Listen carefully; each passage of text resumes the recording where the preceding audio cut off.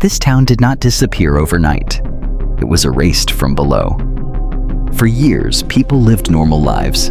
Streets were full, homes were warm, and nothing seemed out of place. But beneath them, something had already begun to burn. No one knew. In 1962, in a small and quiet town, there was a simple problem. The landfill was full. Trash was piling up, and the solution seemed easy. Burn it. It had been done before. It was controlled. It was not considered dangerous. No one stopped to think about what was hidden underground. From the surface, everything looked normal. There were no signs of danger, no reason to worry. But below the soil, there were old coal mines, abandoned tunnels, dry, silent, and forgotten, waiting. The fire was started. Flames spread across the landfill, and smoke rose into the air. For a moment, everything seemed under control. Then the fire disappeared, but it did not go out. It only became invisible. The flames moved downward, slipping into the soil, reaching deep into the coal seams. And there, in a place no one could see, it kept burning. Slowly, quietly, without stopping. At first, no one noticed. On the surface, life continued as usual. There were no flames, no smoke, no clear danger. At least, that is how it appeared. People went to work. Children played outside. Homes were full. Nothing seemed different. But just a few meters below, something was growing. This was not a small fire. This was not something that could be easily stopped.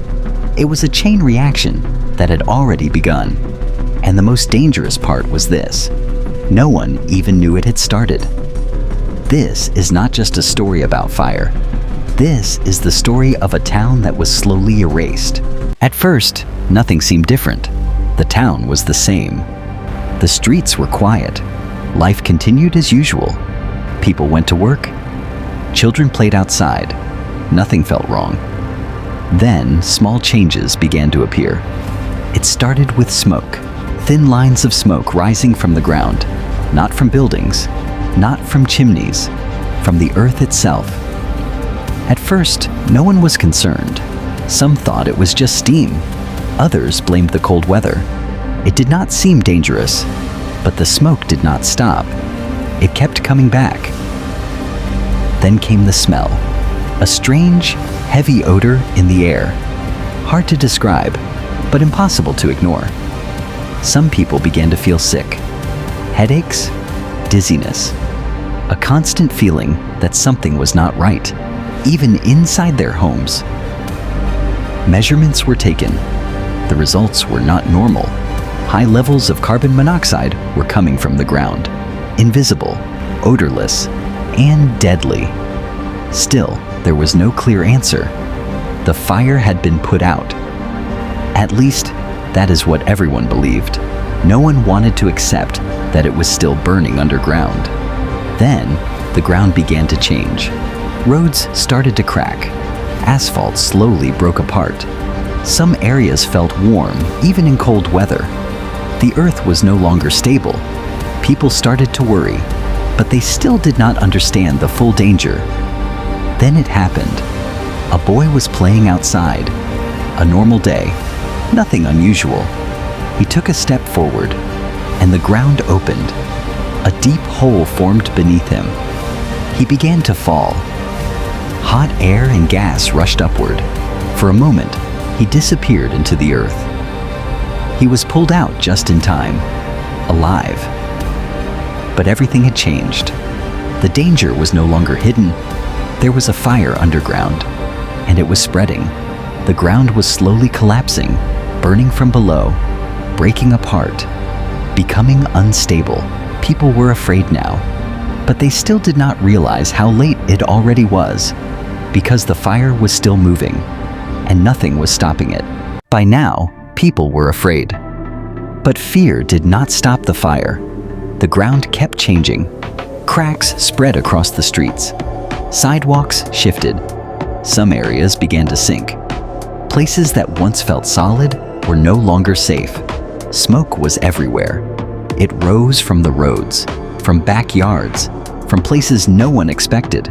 Sometimes it entered homes. The air inside changed. People opened windows. It did not help. The gas was still there, slow, invisible, constant. Tests confirmed the truth. Carbon monoxide levels were rising, not in one place, everywhere. This was no longer temporary. It was spreading. Officials tried to stop it. They dug trenches. They poured water underground. They tried to cut off oxygen. Nothing worked. The fire had already spread too far. It moved through the coal seams, deep below the surface, hidden, untouchable. Every attempt failed, and every failure made it worse.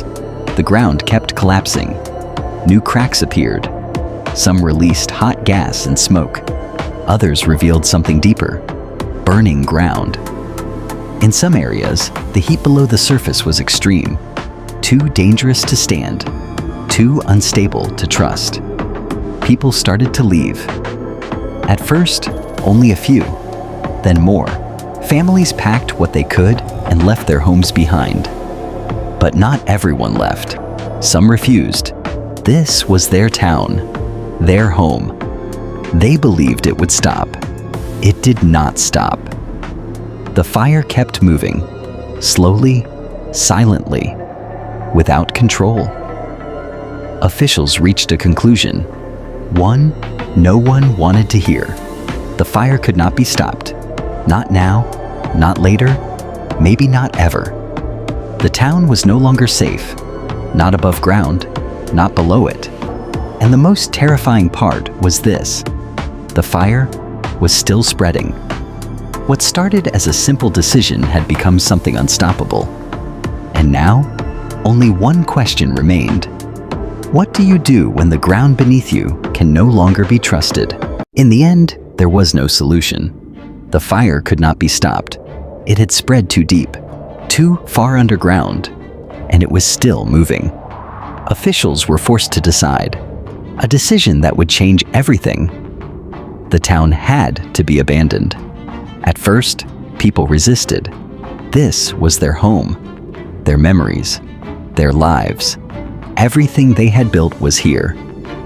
But the danger was real, and it was getting worse. The government began relocating families. Houses were purchased. People were moved, street by street, home by home. Slowly, the town began to disappear. Doors closed for the last time. Lights went out and never came back on. Some buildings were destroyed. Others were left behind. Empty, silent, waiting. Streets that were once full of life became quiet, then forgotten. Most people left, but not everyone. A few chose to stay. Even now, some still refuse to leave. Because to them, this is still home. But the danger never left. Beneath the ground, the fire is still burning. It has been burning for decades. No one knows when it will end, or if it ever will. The land remains unstable. Cracks still appear. Smoke still rises. And the town is still there. Not alive, not completely gone. Something in between. A place frozen in time. A reminder of a mistake that could not be undone. What started as a small fire became something unstoppable. And today, Centralia is no longer a town. It is a warning. Because sometimes, the most dangerous disasters are the ones you cannot see. And the most terrifying part is this: it is still burning. Right now, beneath the ground.